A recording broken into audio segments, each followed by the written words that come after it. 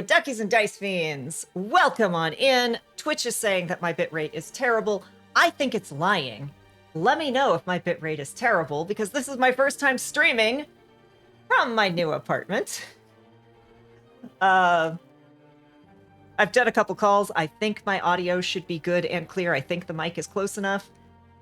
But if it's not, let me know and we'll try to fix it. Full warning / disclosure. Kay of a couple hours ago got overly ambitious. While at the gym said, we can do 10 minutes on the row machine. And my brain has stopped functioning. I'm losing words partway through the word. So, please forgive. Apologies for not being here. Last week, I got pulled into a partner dinner, literally hours before going live. Thank you, David, for hopping in and doing the stream. Yeah, I didn't keep these good people really talk about your absence at all. I was just like, Kay's not here. Now watch me suffer through this game. That's fair. Yeah, Kay had to go entertain. Hey, Lurking Rider. Kay had to go entertain people more important than Kay. And There's no one more important than Kay. Got a ribeye out of it. Hey. So, say to your reading that feeds your muscles, feeds your brain. Post-workout fog is energy. Yeah, David and I were talking before that like normal workout I can do any time of the day and be just about fine. Like I'll be tired, but I'm fine. Add anything new to the routine, and my brain just. Hey, Zeal, welcome on in. Also, meet the new person on stream. This is Horatio. He was $3 at a store near me, and so he came home with me because tell me this guy is not perfection. I love him. And we will maybe say goodbye at the end of the stream with him. Yes, he's not Yorick, but he is Horatio. So, as I have been... Hey, Jen, welcome on in. Thanks for hanging out. As I have been kindly / so unkindly reminded, PAX Unplugged is next week. Yeah, are we... Well, I'll ask you straight. We can go Tuesday if we want to go Tuesday. But we leave. Also, Hugh Jackman swears going all out rowing for 7 minutes, fat loss, and it kicks his butt. I did 10. Yeah, I did 10. I am stronger than I look. PAX Unplugged is next week. This coming weekend. Not this weekend, the following weekend. David and I will both be there. So come and find us for your goodie bags. We will have all of the survival stuff that you need, including, I'm not sure I could sleep with one of those in the house. Cute though. I mean, he's great. He's happy.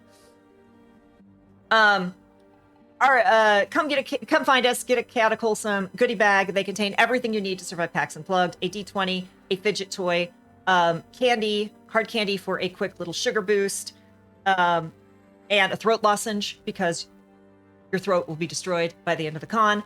I will also have the necessities that you will need, such as extra throat lozenges, extra fidget toys, aspirin, Band-Aids, that sort of thing. If you are in need, please come find us.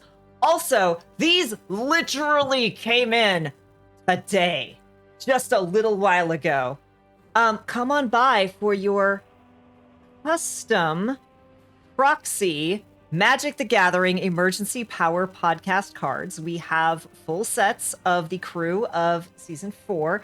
I'm not going to show all of these because there's some spoilers. There's some big spoilers for season 4. But this is Soul. Soul's got their own magic card with haste and double strike. We have Para the Stranger. We have some NPCs. We have some different characters. Pawns is a freaking nightmare. And our friend Kato worked with us to help build these. They are all incredibly custom, all incredibly unique and different. with unique playstyles, but they all nod to what the characters do in the game.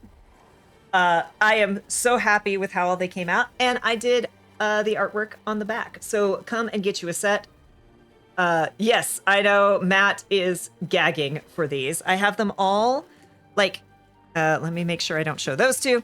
I have them all packaged up, so there's 5 cards and 1 little sleeve, so you can just grab it and go.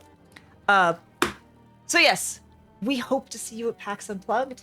Now, a couple of things. One, when Kay says your throat will be destroyed, she's specifically saying because of speaking. Yes. Not anything else. I mean, maybe. No. We know what. Look. You don't know what goes on in the hotels around. No, okay. So I know what goes on around, but it won't be because of either of us. Correct.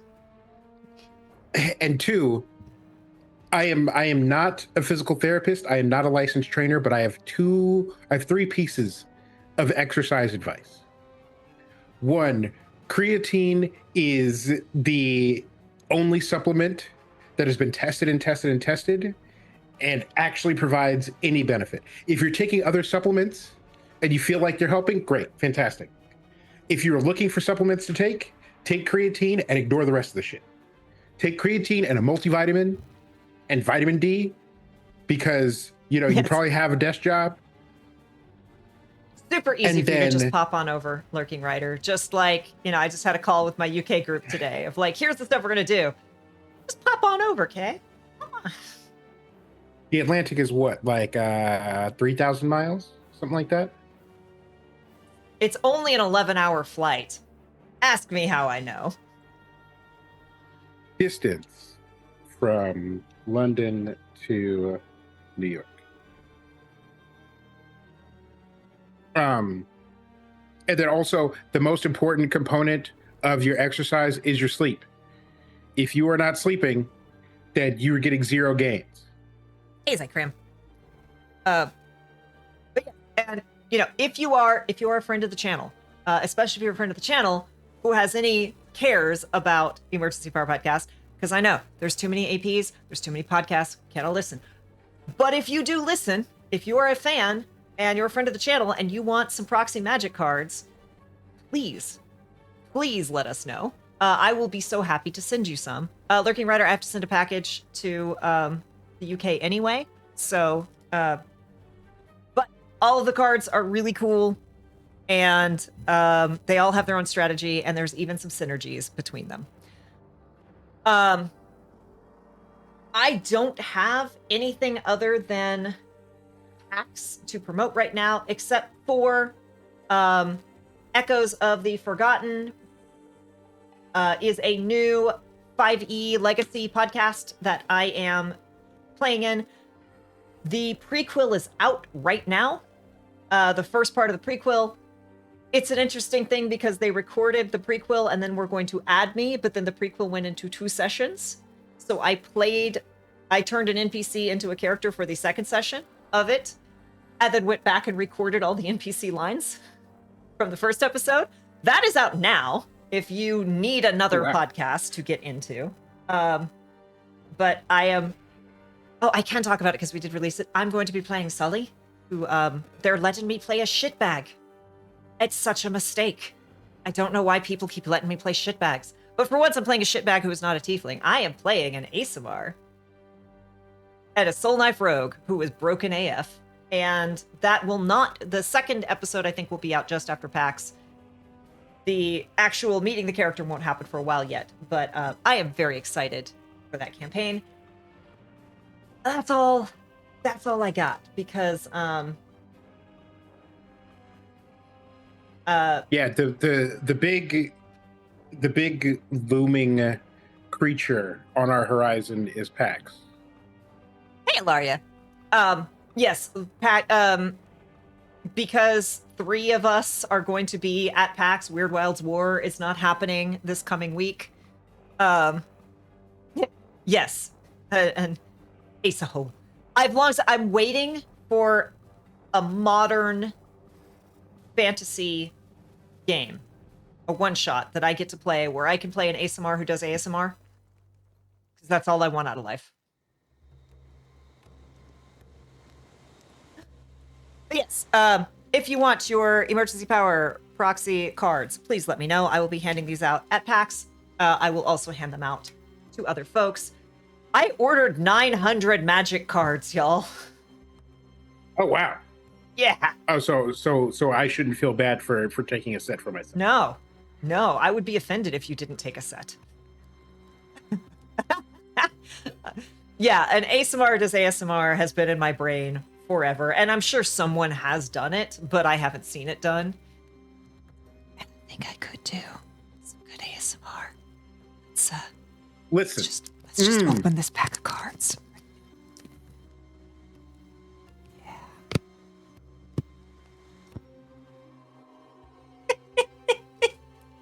Hello, Lamia. But yes, thank you all for excusing my absence last week. I have started a new job. For those of you who don't know, I'm working at Konami now. I'm working at Konami now. I have to spend my first 30 days in the office, but after that, things should calm down a little bit. But I moved. I got the job offer. I moved. I immediately started work. I'm going to PAX. I am continuing work. So this month, I am scrambled. Yes, this thank you, month Rex. and next month. Next month is going to be a little better, especially since I'm not traveling for Christmas. Fair. Super fair. And I'm going to have time off. Yeah, at the end of the month. But until December 24th, between now and then, it is a scramble. And I have we got things. the number of dear friends who have reached out and been like, we need to get a drink. And I'm like, not this month. Thank you so much. I'm very excited. I can't believe it happened. I can't wait to tell you all what I'm working on. I can't tell you what I'm working on because telling you what I'm working on implies that something is coming, and I can't necessarily imply that things are coming. But as soon as I can tell you, I will be telling you. If you are a streamer and you are a big fan of any particular Konami titles, please let me know. I don't make all of decisions, but I do get to suggest people. So, I think that's kind of all of our... I will also point out, Weird Wild's War has not happened in ages. The last 2 cancellations were not because of me. Just for what it's worth. And with that, again, this might be an interesting episode because I worked out a little too hard and I am losing words halfway through the word. Might also be a little bit shorter because I might lose words halfway through. But thank you all for hanging out, for coming back, for keeping David company last week when I was missing. Gilmore, do you want to come up? Or do you want to... Okay, you're going to be weird on the carpet. Cool. I mean, mood. Yeah, everyone is fine. It's just, all of the things. We are planning on having a one-shot at the end of the year. David has been doing incredible work. Thank you so much, David.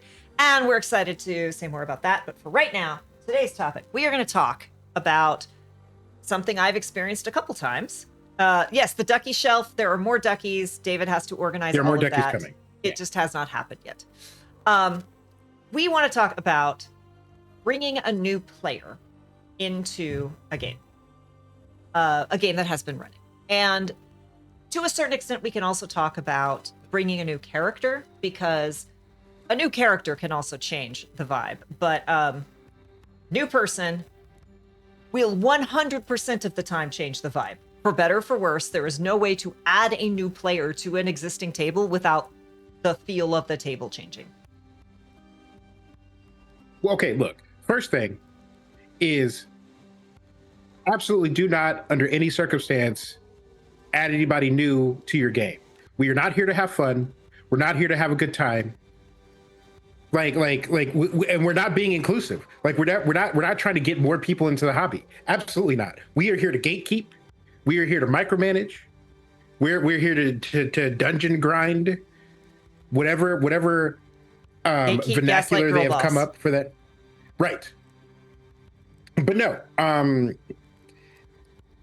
both Kay and I, Kay more recently than I, have had tables where either someone new joined or someone dropped out and then someone else joined. Mm-hmm. And we've also both had guest characters. And one of the players in our test game, I have repeatedly said, "Hey, if your lady wants to get in here for for a session, we can make that happen. 100% ready to go." Actually, I need to write that out. That would actually be a really good module to write. Is like a very specific like new Gilmore that shows up to your game. Just for one session. But yeah, so like, so and it's good that Kay made the distinction, because there are a lot of different shapes. There are a lot of different forms of a new person joining the thing.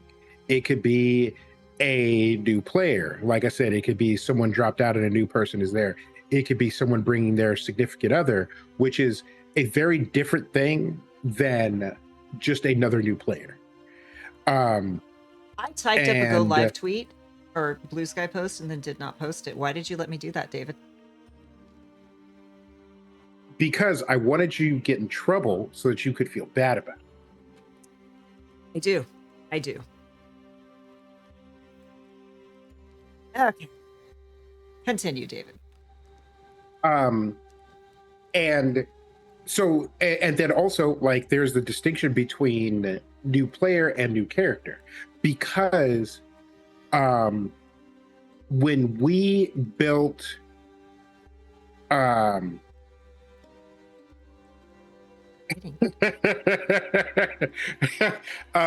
because like we built Godplane to be your happily ever after.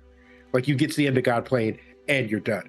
But in both professional games and in home games that we've been involved in, there have been characters that have reached the end of their story when the overall story isn't done. And so you have like a big one is character death. Like, you know, character dies, player brings in a new character. But it could just be like they found their long lost sister or their long lost brother.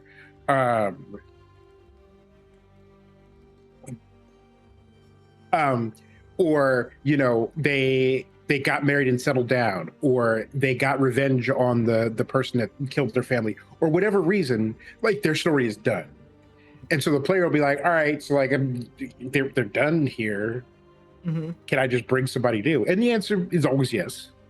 I was like, no, you have to play that character even though you're done with that story and don't feel like playing it. You have to do what I say in this game or no. And so I've had a GM go like, hey, you brought in this character, you know, this character became incredibly central to not just the party's plot, but the plot of the entire world. And in order to pull off what I need to do next to advance the plot, I need to take your character away from you. I'm not saying they're gone forever, but I need that character to be in a place where you as a player can't play that character. So pull out your backup character. Look, Lamia will kill your character. Lamia will be the bad guy who will kill everyone and everything and have too much fun with it. Or maybe the right amount of fun. Look, and a little window into my encounter design. And keep in mind, encounters are not just combat. Encounters are social interactions. Encounters are traps. Encounters are puzzles. In most of the encounters that you will have, especially with a quest giver, especially a combat encounter, I have orchestrated a TPK. Your life is on the line, and the lives of all of your party, all of your friends, that your buddy that you share your fan fiction with, they might get it. They might get it. So move through the world that I put you in as if your life is on the line, because it is. Adventuring is not safe. It is not for the faint of heart. If you want to like keep all arms and legs inside the ride.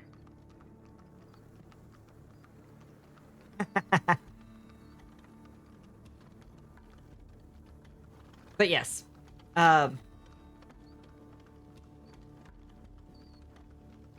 there can be some challenge. Like we built Godplane. Godplane is an enclosed system, so it's like before running Godplane, we tell people we're like, hey, there are things here that you cannot defeat. Please don't die, because if you've watched the first episode, you know it's the last hope, right? There, how we can pull someone else in if you're dead. And then all of David's planned combat encounter for a party of 4/5 is suddenly a party of 3/4. Yeah. And that sucks. That makes David's life hard. We don't like making David's life hard. No, David's life is easy because he's just going to TPK you. He's not going to tune that down. You think I would tune down a fight on a stream? Lurking Rider says jackanapes. Lurking Rider says I've almost always been the DM. I have killed player characters less often than players have. Usually it's their own ones. Yes. I'm the person who I'm like, if my character dies for a good reason, like goes out in a blaze of glory, I am here for it. That's it. I was in a game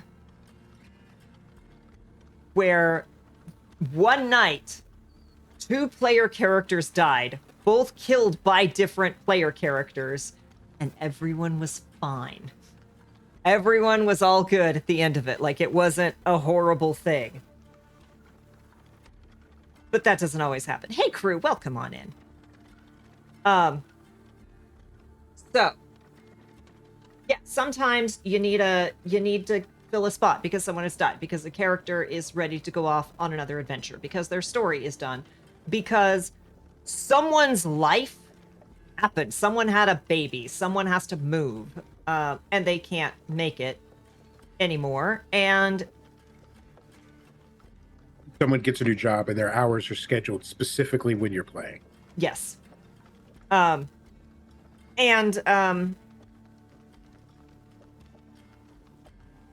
Recris, words have just ejected from my brain.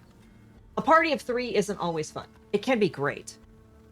But depending on how talkative your players are, sometimes you need a 4th or a 5th. One day we will do an episode on your stereotypical players at your table. That day is not today. However, one of them will always be the quiet one. And I'd argue there are 2 types of quiet ones. There's the guy who's there just to roll dice. Mm-hmm. Like you throw an NPC at them and they're like, my character talks to this person and then gets whatever information out of them and then moves on. Oh God, party of 5. Mm-hmm. Yikes. Listen, I have a whole rant about sitcoms, especially sitcoms in the 90s, but that we're not going to go there today. We're not going to do that. And the other is the quiet person who sits back and lets everybody do their thing and then drops a bomb in the middle of a thing, whether it's a conversation or a combat or a barrel or something. Just boom. And you're like, you haven't said anything in 2 sessions. Now I have to write an entire module's worth of shit because you said 2 sentences. How dare you? But when you are doing that in a party of 3, that's a lot tougher than doing it in a party of 4. If you have a party of role players, if you have 3 people at a table who just want to talk, yeah, 3 people at a table is great. And again, circling back to people in relationships, there's a joke on the internet that people have gone poly and formed polycules just to have people to play TTRPGs with, which is hilarious. Also a little true. because every large polycule, like polycule more than 3 people I've ever met, they've all been tabletop people. Every single poly group, and we're talking like 4 or 5 groups here. Every single one, like come like Thursday night, they're either watching Critical Role or they are playing D&D. But hell is a table with 3 people and 2 of them are in a relationship. Like if your players are going to date, get the polyhedrocule. But when a polycule if becomes large enough, it's known as the spaceship. That's a Star Trek Below Decks joke. Ooh. But if and I understand this might be a little bit stereotypy, and if you were assaulted by this, I apologize. However, if you have a couple, get at least 2 more people at that table, please, for the love of God. Because no matter the relationship of the characters of the people in the couple, there will come a moment where it is focused on those 2 characters, and both you and the third player will feel like a third wheel, even though it's supposed to be 4 wheels. So like, you just do me a favor and get a 4th person. Let's try to get back on topic. Bringing in a new player. And when you bring in that 4th player, you can implement all these rules that we're about to tell you. All the suggestions, helpful advice.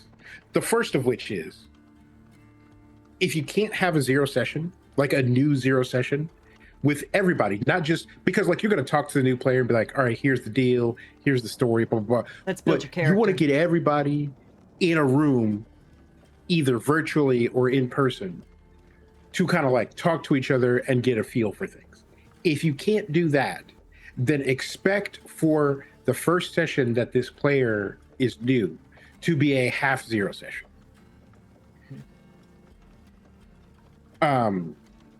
Because it's not just, your dynamic with that person, it's everybody's dynamic with that person.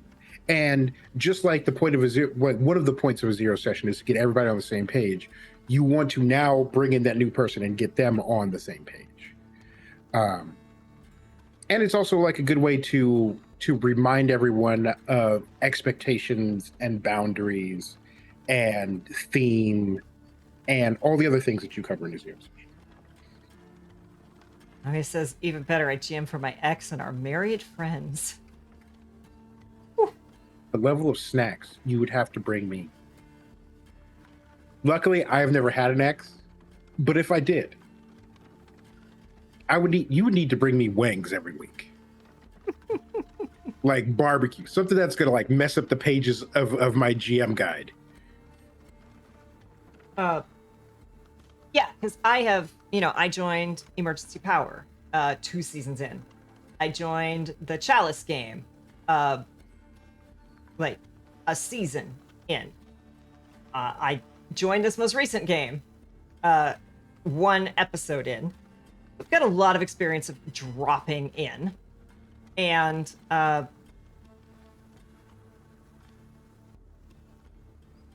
it is much easier to do when previous sessions have been streamed. If you've got a stream or a podcast game, it is so much easier to join because you can listen. Like, this is why I brought in Soul for Emergency Power. It was like I got to go and listen to the previous seasons and be like, okay, this is the dynamic of the group.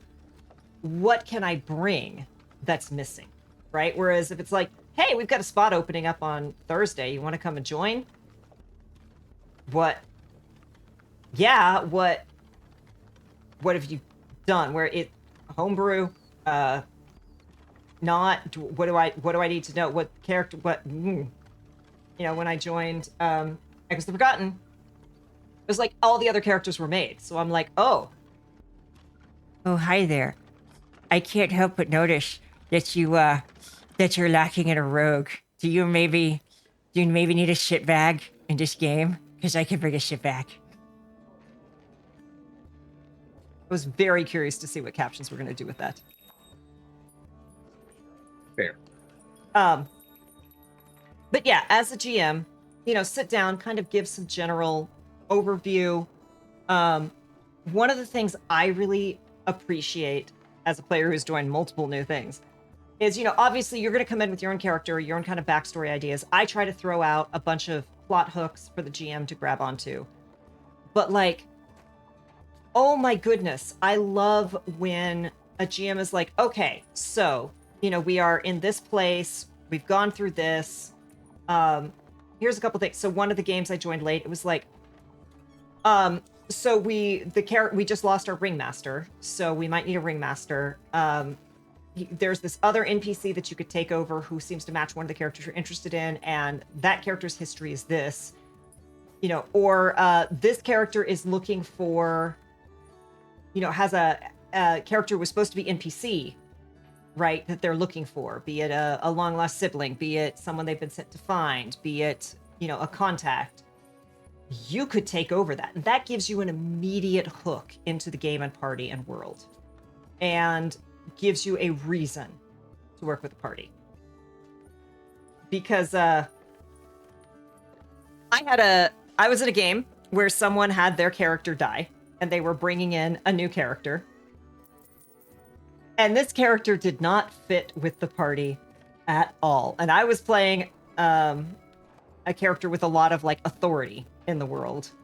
And we walk into this place and this new character is like, there's a citywide crisis happening. This character is being disruptive, is arguing with the cops, with the guard, is just causing all sorts of problems. And I'm like, cool, my character just goes up and is like, hey, come with us, right? Before you get thrown in a jail cell, right? I have the authority, show everyone else, look, I'm taking this person. And of course, the local constabulary were like, great. Take him away. We don't want this person here. And we get to the end of the session, right? And the player's like, you just like picked up like some guy, right? And I'm like, yes, that's my job. As a player, when a new party member shows up, this is probably not what my character would have done, except it's my job to get you into the game as quickly and as easily as possible so we can go back to having fun as opposed to going...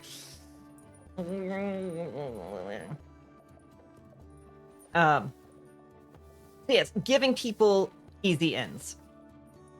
Giving people ideas about how to hook into the world. Giving people ideas of like, hey, so we're kind of fighting this thing, or we're missing this class. We need a personality type of this. Helps so much. It is very appreciated. Which is why it's important to have a new zero session, or at least be understanding of a slower pace for your next session, because like I said, it's not just you going, okay, this is where you're going to slot in the end. Like, the players have to talk to each other and not just vibe check, but also figure out how they know each other, if they know each other, how that new character is going to slot in. Because you could have something as simple as, oh, this person is my sibling, and then they showed up, and then we're going to do the thing. Like, I'm trying to get revenge on the people who killed my parents, and my sibling now also wants to get revenge, and has been searching this whole time, and now we're searching together, and we're hot on the trail. Or it could be, you walk into a place, you walk into a store, and the merchant is like, you guys seem adventurous. I'm gonna dust off my walking boots and go with you. But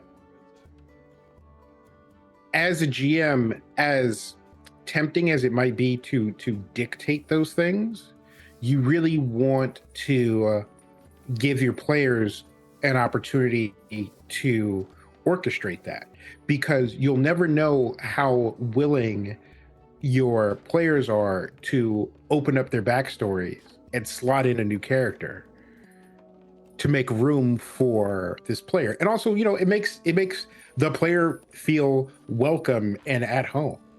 Because I know if I showed up to a table and I was just like a rando that joined the party, it would be a lot less comfortable than if somebody was like, oh yeah, I divorced this guy 10 years ago because, this creature stole our baby. And now he and I are both looking for the creature that stole our baby and looking for our baby. There's Taco Bell slander in the chat, David. Also, if you're watching this somehow, Steph, avert your eyes. I mean, 10 miles is very far to go for a Taco Bell. Like very far. I would not go 10 miles for a Taco Bell. Now, would I eat Taco Bell tonight? Yes. Would I go 10 miles for a Taco Bell tonight? Absolutely not. Would I DoorDash from a Taco Bell 10 miles away? Also no. Because I'm not going to make some stranger, regardless of how much money I pay them, drive 10 miles to bring me Taco Bell. Other types of food, absolutely. And here's the thing. Many a person has slandered Taco Bell. But when you were broke and you dug out change in the center console, dug out change in the cushions of your couch, and pulled up to Taco Bell with $1.39 in nickels and got 3 tacos and was set. Taco Bell was there for you, okay? So we're not going to no slander about Taco Bell on that. But yes, 10 miles is too far to go. Also, fun fact, there was a friend I had in high school, not a friend, an acquaintance in high school, whose nickname was Taco because he rolled up to a Taco Bell drive-through one night and said, yes, I would like 50 tacos. And the person is like, 15? No. 50.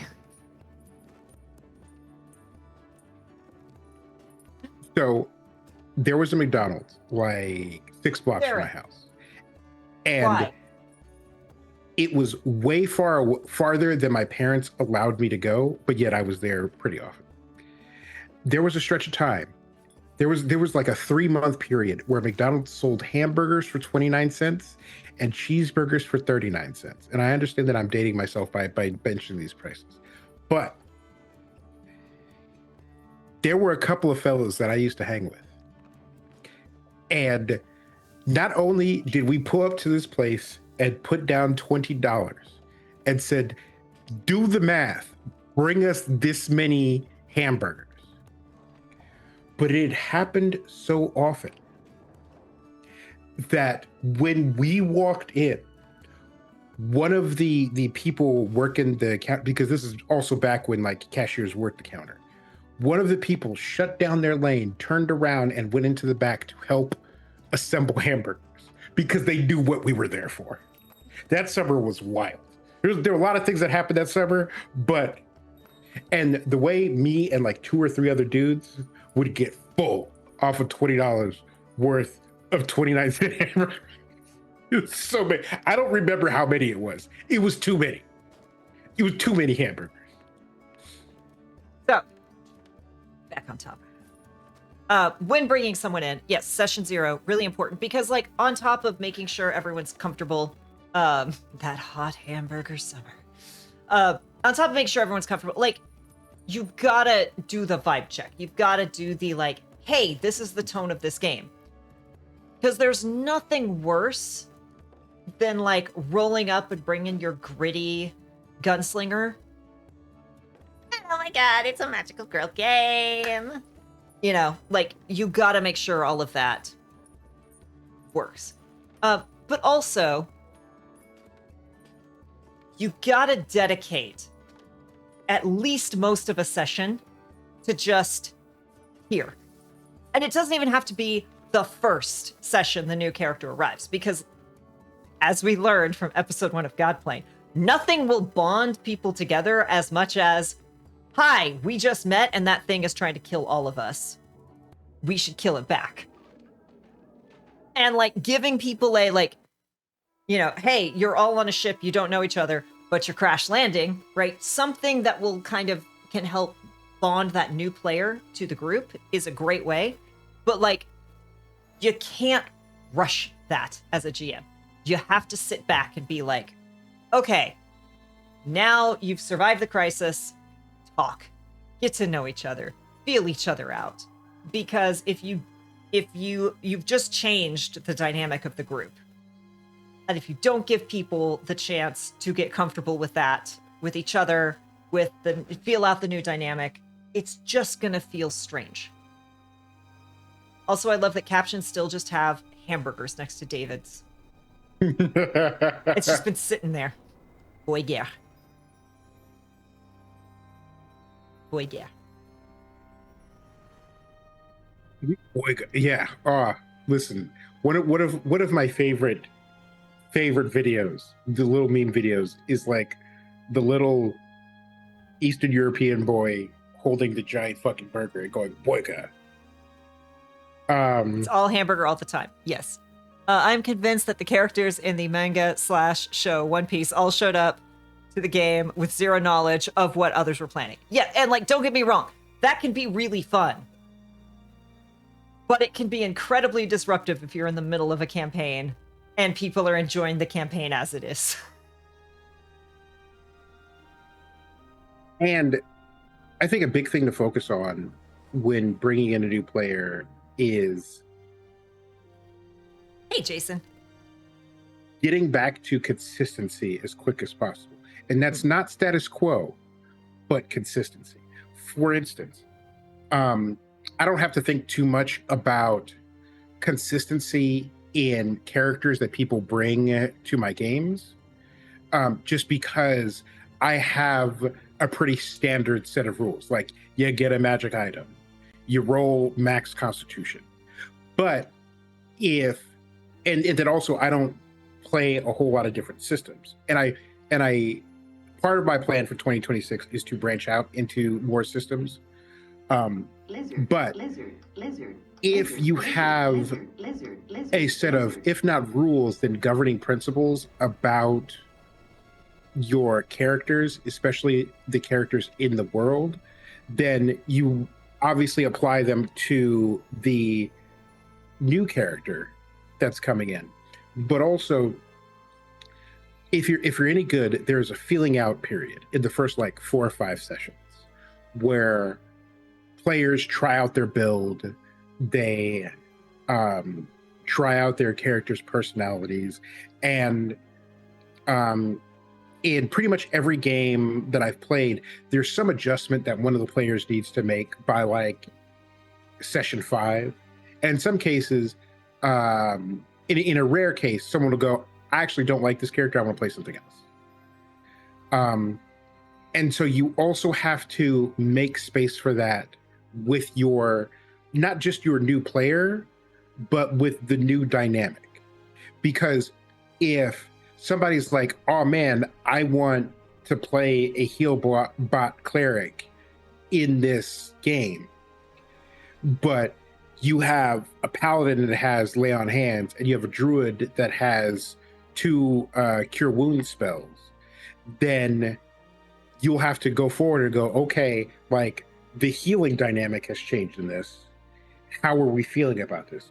Do y'all feel encroached upon? Do you feel more flexibility to like use your spell slots for different things? Like how are we feeling?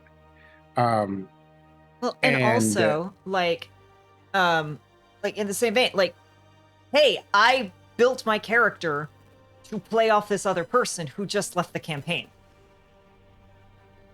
That is a very real and like, oh, this person was my partner, be it in work, in romantic sense, whatever. If that character is no longer in the game, what the hell am I doing with my character? So yeah, there's lots of reasons to have those discussions with new and old players. Continue, David. I'm so sorry. Now it's me who's losing the words. You're talking about the changing dynamic, and people might want to change their characters. Right. So yeah, you got to make space 3 or 4, maybe even 5 sessions after the introduction of the new player and the new character. Because another thing that could happen, that is a reality, is the table don't like the motherfucker. They're like, you got this jackalope in here? How dare you? And then you got to have the hard conversation of like, listen, bud, you ain't gotta go home, but you can't stay here. Or you go to the group and be like, hey, this person is better. I will talk to them, but you're gonna like them, I swear. Like, but getting back to what is consistent, whether it be making sure that all the characters are consistent in performance, because and here's another thing. GMs in general wait for players to come to them to make changes to their character.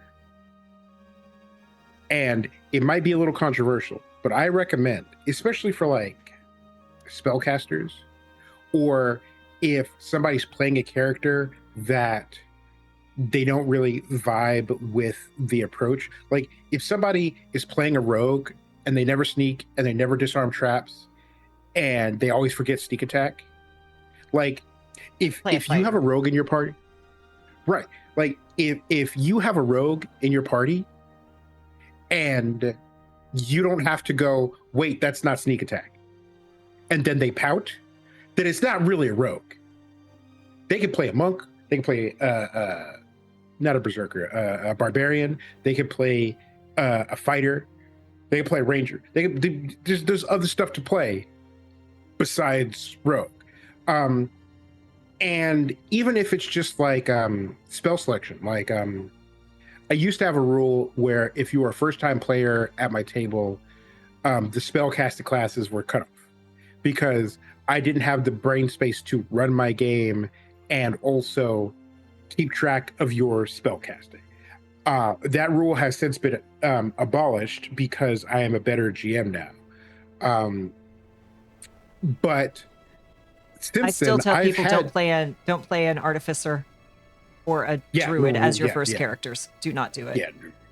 Seems fun until you learn with the druid you have to know the monsters.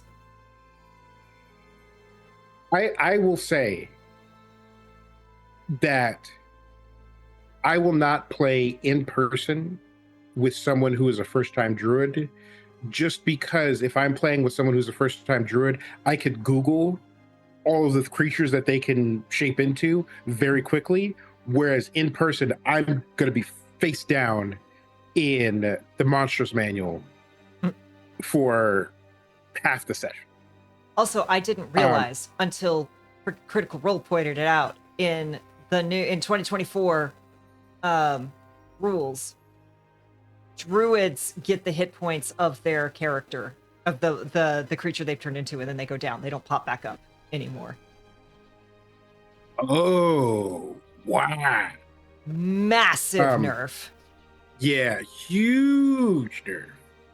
Because you turn into a bear, then you get that fat hit point pool, and then you lose that, and then you pop back up, and you're like, I'm Steer Hill, bitches. Like, but yeah, like I recommend, if you're observing your players play, and you know, and we're not talking warlocks, because we know that you're using Eldritch Blast and you're casting like Mage Armor, like your 2 spell slots are spoken for.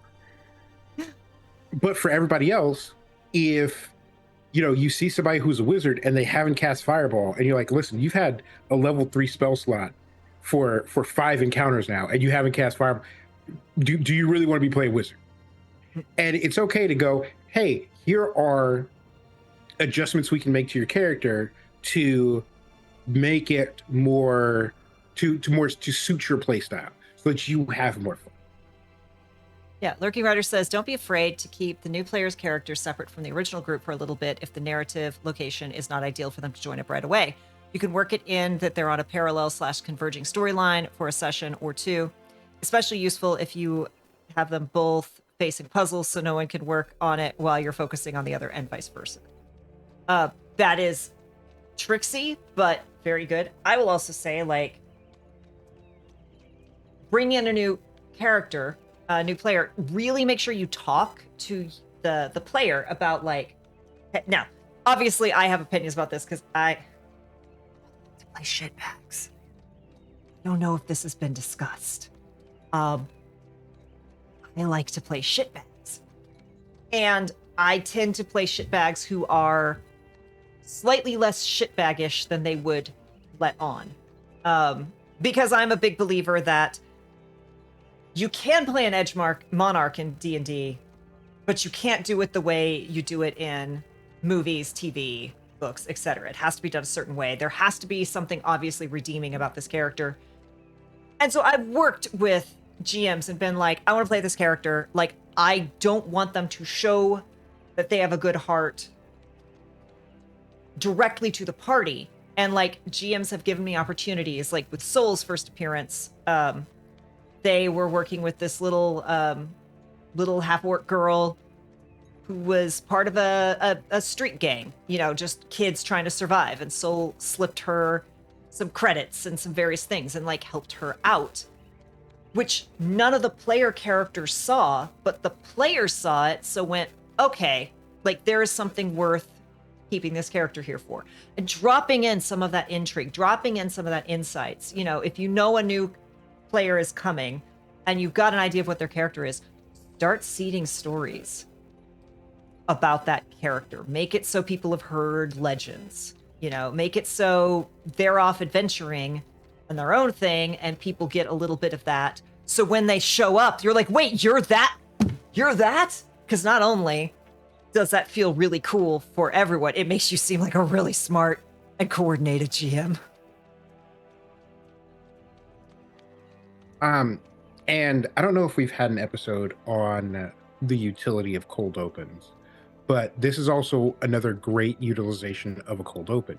You use the cold open as a way to focus on a character, to get those character moments, to have a flashback and have that really like fleshed out. And the additional benefit of that is not only do you get to peek into a character's backstory, but in role playing it out, the story will evolve beyond what the player wrote down as the event. And so it might even be just like one little detail, but it adds texture to that character's story, which adds texture to your overall story. Lurking Rider says, it ties them into the world we're building too, which can be fun for the players to experience. Yeah, like finding out, oh, we've heard about this thing happening over here. You're the one who did that. Like, that immediately cements this new character into the world, right? So it doesn't feel like the problem with a lot of NPCs in video games and in TTRPGs is like, we have a problem.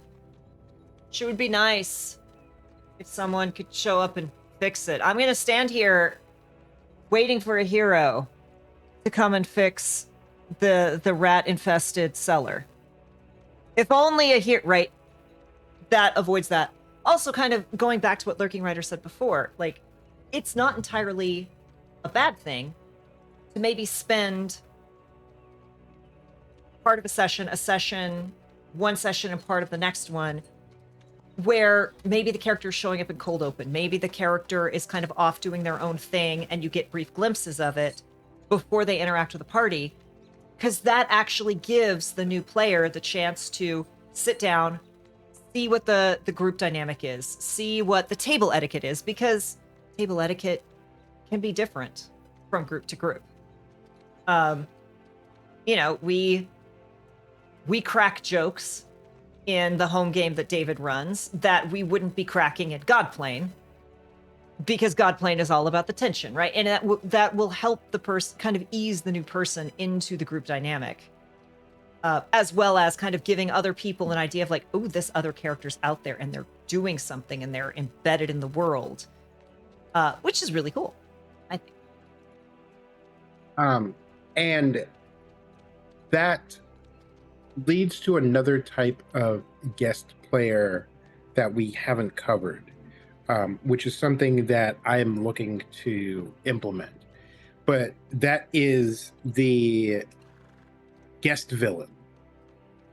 Like, you have your big bad that has been a thing for however many episodes you're doing.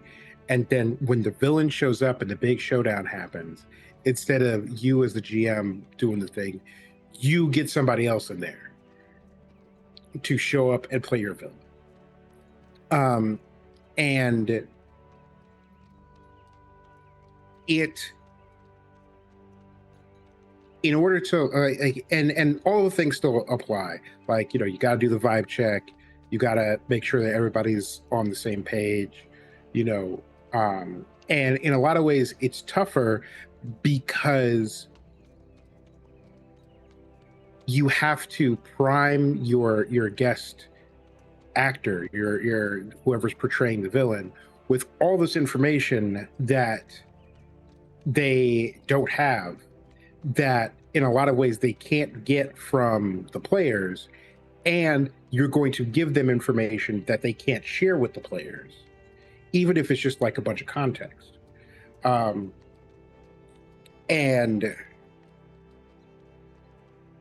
I'm sorry, I'm reading Jason's comment. I'm not a fan of cold opens in TTRPGs. In movies, it's cool. The audience has already paid for their ticket. In TTRPGs, I'd prefer a strong start. But I came in late, maybe I'm missing something. So the most notable cold opens that Kay and I have ran were for Godplane. And the purpose of those cold opens, so like, at least in our storytelling, the purpose of the cold open is a lot like a prologue in a fantasy book. It offers a lot of context while also staying true to the idea in storytelling of starting in the middle of something. So you could start in the middle of something in order to give context to then when you switch over to main story or the larger story, where then the player characters are in the middle of something, but your audience isn't lost. And then you can also use it to reinforce thematic ideals that you have in the game. For instance, in Godplane, the whole idea is you are the last heroes. Like, you are the last best hope. And you show up and you have all these flaws and you're kind of a shitty person, and then you discover the hero within yourself as you go through the Godplane. But through the cold opens, we take some time to give context for the characters, because the characters have secrets that make them less than desirable heroes that they're not going to necessarily confess to other party members. And so you as an audience member can see that. But in addition to that, we also have other heroes, sometimes legendary heroes, and you can play out how they failed, the mistakes that they made, even though they are the best of the best heroes. And so all of that adds a lot of texture to your storytelling, and adds or reinforces a lot of context. And especially if, my personal opinion is, if you're doing a shopping episode, or if you're starting your session where everyone's just had a good night's rest and we're all going to wake up and sit around the campfire, that's a very different feel. And if you're wanting to add some tension, some looming of something coming, right? You get a cold open of something intense, and it's like, and we'll finish that. This is what Brennan is doing a lot of with the Campaign Forward Critical Role. It's like, in this room, this conversation happens, and they play it out, and then it's like, and we'll see what happens after that, this episode of Critical Role, and then switches to another group of people, another scene. And so you're just like, it gets me into a game very quickly. Like, I know B. Dave Walters did it because it's like butts and seats. We're opening strong, so you want to be here when we start because you know you're going to miss something exciting if you're not there, which is a great way to get your sponsors. Because the sponsors like it when everyone's butts and seats when you start reading out the sponsor rules. That's fair. It was a slow build. By episode 3, I was in. I was 100% hooked. Um, but yeah, we spent a lot of time thinking about audiences because we run home games, but primarily David runs home games. Primarily, we do streaming. So, yay! Yeah, and we've talked about the difference between running a game for stream and running a game at home many times before on the channel. I I don't do cold opens in home games because why would I? Because my players, the players are the audience, and the players already have all the context. The players already are in the middle of the story, so there's no need to get my hooks in or to invite them as an outsider into the game. Um, he says, I find most streamers assume everyone is only playing when they're streaming. And having watched a lot of streams and having listened to and read a lot of discourse about how to run a game and all, so much of that advice is absolutely slanted towards streaming a game. And if you ask me, a lot of that advice is needed because a lot of people run shitty games on stream. Whew. And I personally have been very fortunate, especially since I got out of the hospital, to click on and see a lot of games that are a lot better run than they were 2 years ago or 3 years ago. But Kay and I have run a number of home games, and it is really important to make the distinction. And I think we do a fairly good job of it when we discuss advice specifically about streaming games, because and a big thing that I focus on is different types of storytelling, like a comic book versus a movie versus a book versus a TV series. Those stories have to be told differently. They can have the same plot points, they can have the same characters, but the stories have to be executed in a different way, because you don't transfer from one to the other. And the same thing is true of a streamed game versus a home game. Like, your storytelling is going to be different, your characterization is going to be different, even the jokes that you make are going to be different.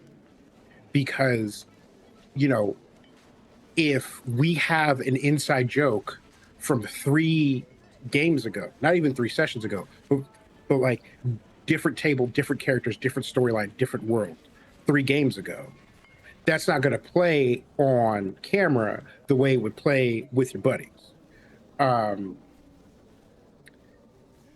And so, yeah, like you're right. There is a big slant towards streamers, especially when most people don't stream games. Most people play at home.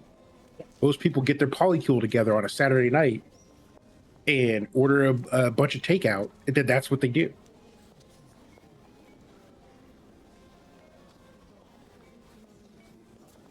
Yeah, and different types of games for all different types of people.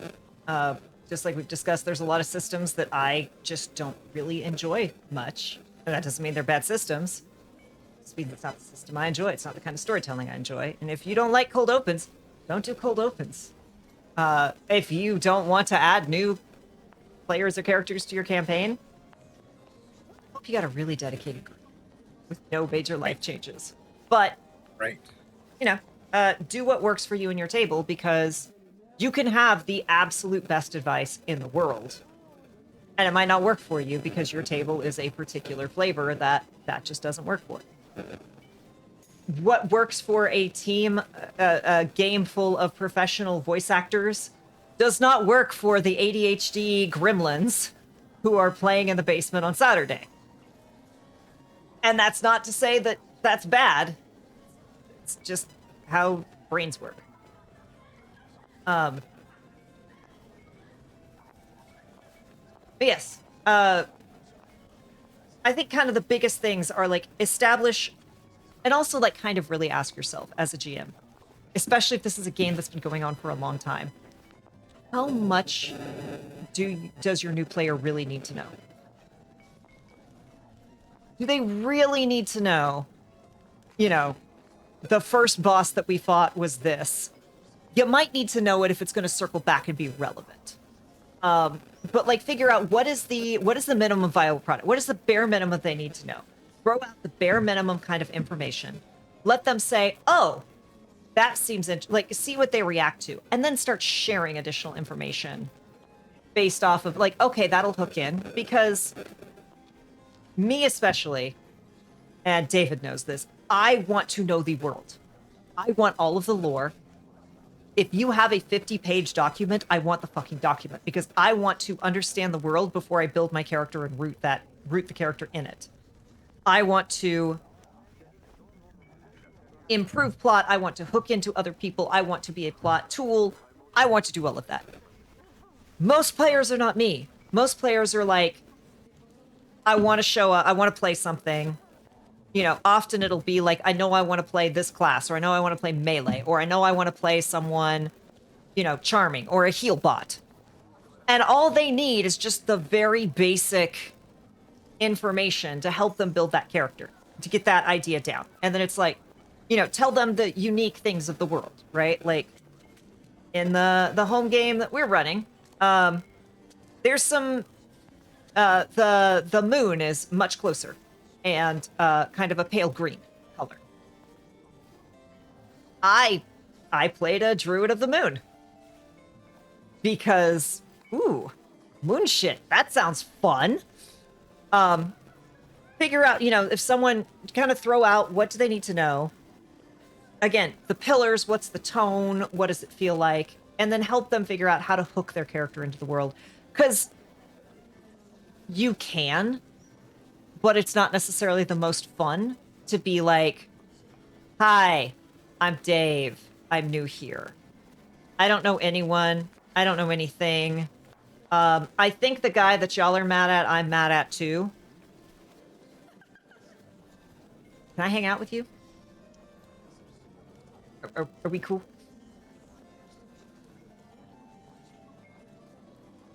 Yeah, and Jason says, in my last 5e campaign, I had a new player come in at level 14.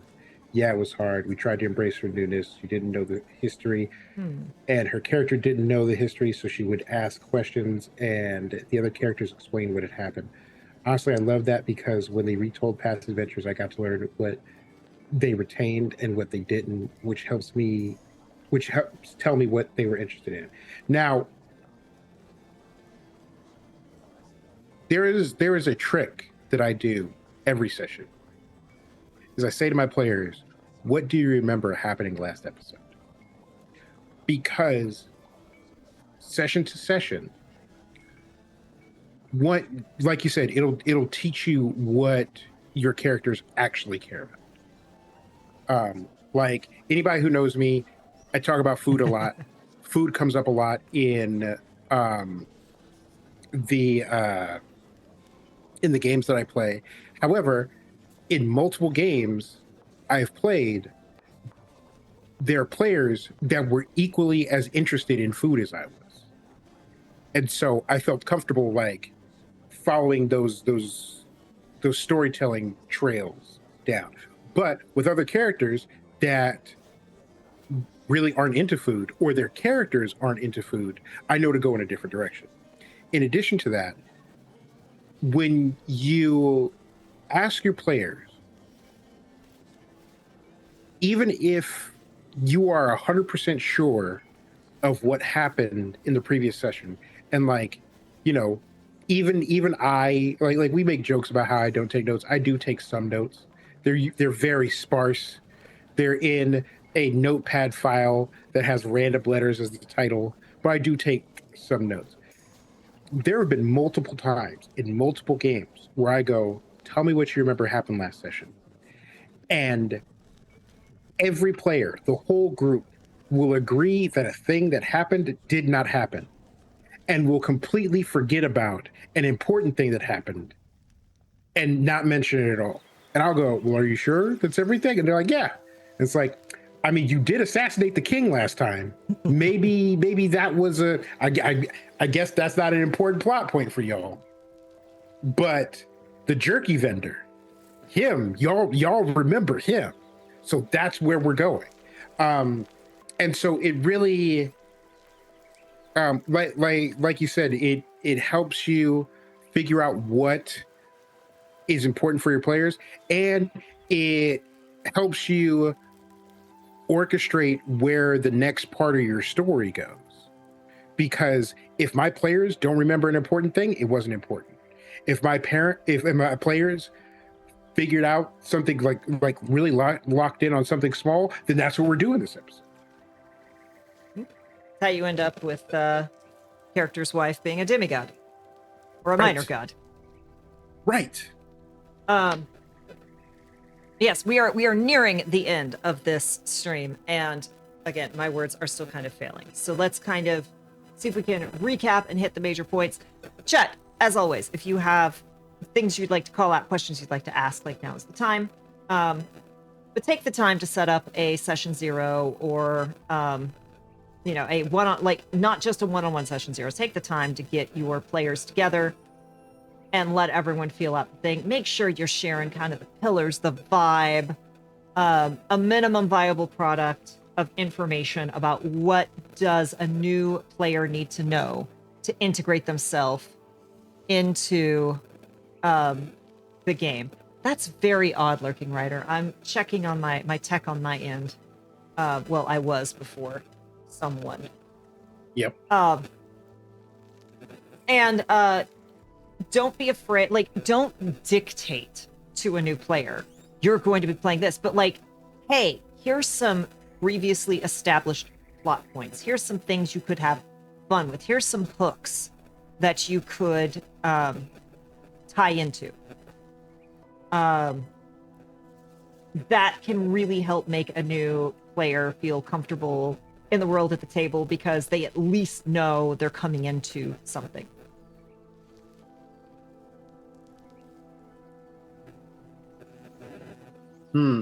That's so weird. Strange. Huh. I will, like, I'm not registering anything here, obviously, but I will have to check that on the VOD. Yeah, hopefully. Yeah, is your mic positioned by anything that is an emitter? Nope, it's free floating. Like a speaker or a phone or... Nope. I will run some tests later and check. Another thing that, as GM, is essential when bringing a new person to the table is demanding snacks and making sure that your stacking requirements are clear and laid out. Do not do this. To be clear, do not do this. I am entirely sure this will not happen, but if I kill the music, do you all still hear it? Because there's some weird kind of crunchy leaf sounds in the music that maybe were coming as that. I don't know, though. I think we brought a new player at 14th. Okay, so it's not that. That's good to know. We had an out-of-game convo about the current goals, and what I'd mentioned without explaining the plot came up with more minor details. Yeah, like, involve the person. It definitely helps. Yeah, and obviously you want to make your new player feel comfortable. Like I said, get back to consistency as quickly as possible, but do not forget to check in with your other players that you've welcomed to the table, because it's everybody's game. And it's very easy for someone to show up and be brand new and be like, all right, well, now I'm going to be the spotlight because y'all have had your stories for however long you've been playing, and now we got to get into my story. And that's not fair. And also, like it is also very easy for the new person to be like, I don't want to cause disruption, so I'm just going to be quiet. And then everyone is like, so why do we have a new player if they're not going to do anything? What's the point of you if you're just going to be a wallflower? So, check how everyone's feeling. It's important. As we say in everything, in every one of these, like communication. Communication really is the key to freaking everything. David's got a very squinty, thoughtful look. Oh, it's a Okay.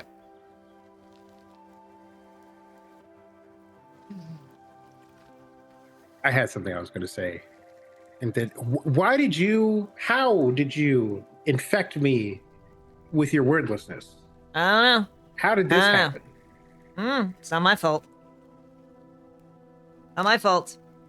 On the other hand, making sure everyone at the table is aware of snack choices / availability is good table etiquette, I would assume. Feed your DMs. Sign a DM. There's very purposeful comma in that sentence. Yes. Feed your DMs, comma, people. Don't feed your DMs. Right. People. And unless Kay they're pointed vampire. Kay pointed me to an interview with Brennan and I think Iffy. But it was like, listen, I got to work out food first. No, Lou. Yeah. Lou Wilson. There's a joke in there that I'm not going to execute. But Brennan was like, I could be whatever, like, goblin or whatever, if I know that there's food coming, if I know what the food situation is. So work out the food situation ahead of time so that I can focus on my performance. He's like, if I'm hosting, everyone comes to my place. I tell them, I'm like, okay, pizza is coming at noon.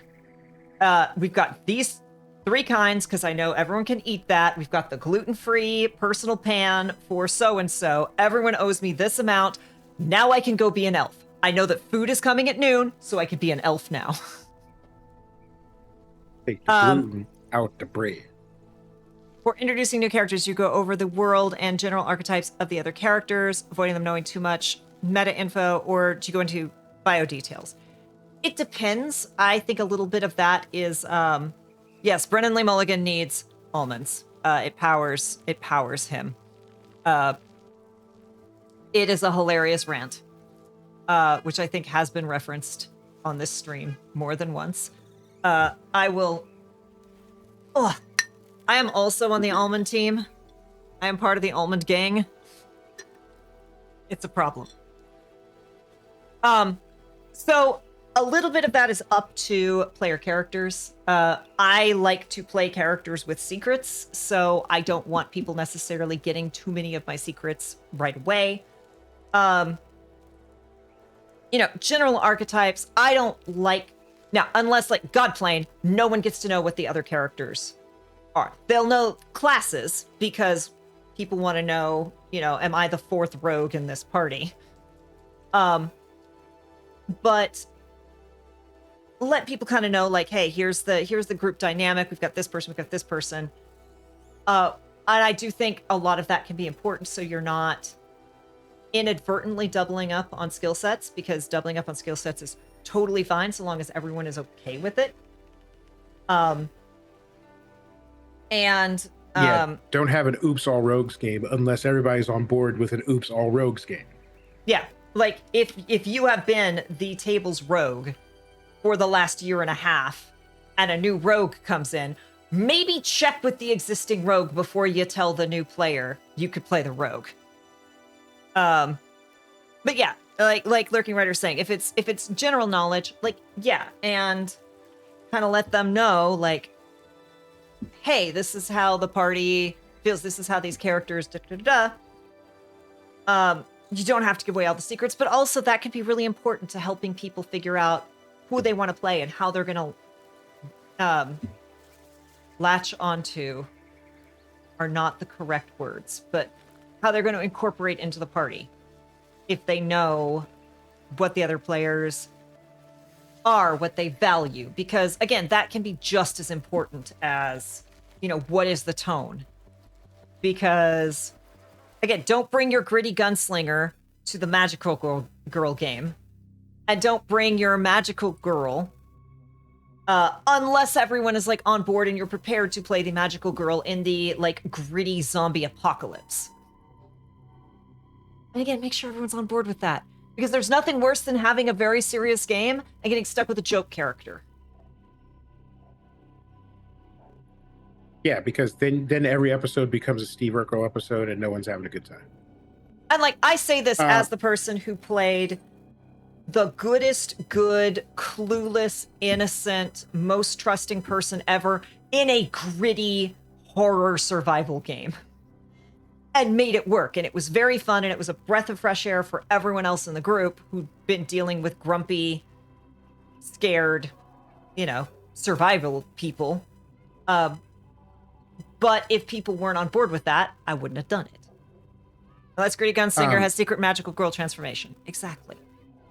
And another aspect that impacts what, and this is why it's important to have that zero session or that half zero session, is because it takes what to reveal about the characters out of your hands and puts it into the hands of the players.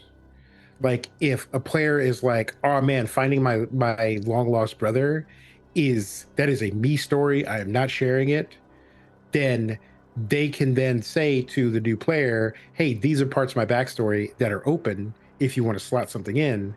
And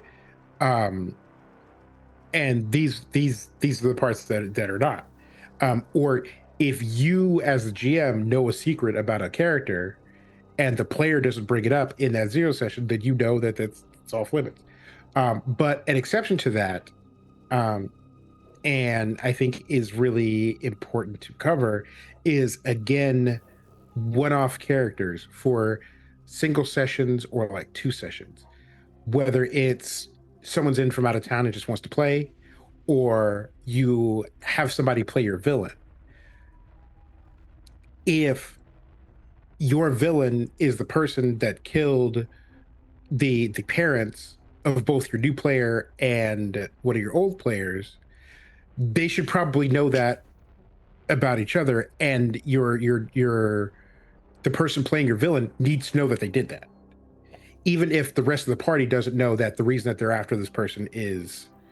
So like there is some nuance regarding the type of new player that you have, but as a general rule, like and you should be familiar with your players' backstories, so you could just slide them a piece of paper or text them or hit them on Discord and be like, hey, by the way, this aspect of your do you want that to be a thing? Or, and then they could go yes or they could go no. All right. And with that, we are calling it, as always, communication.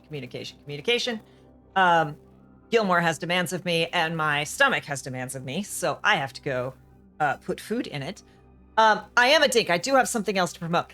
Tomorrow, episode 3 of the Emergency Power Podcast comes out.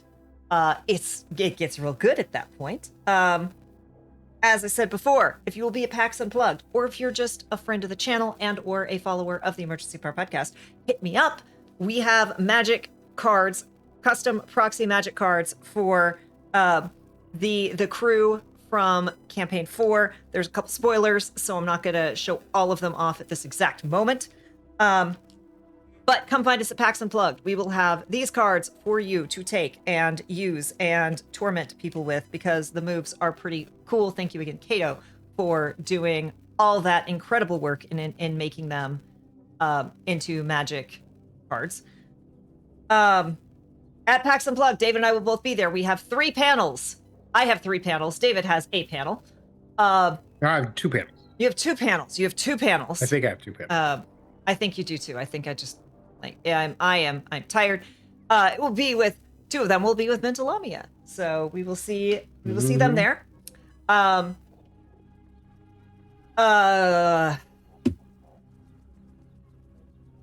PAX Unplugged, we will have chaotic wholesome goodie bags, which include things you need to survive, including D20s, fidget toys, throat lozenges, sugar rush, etc.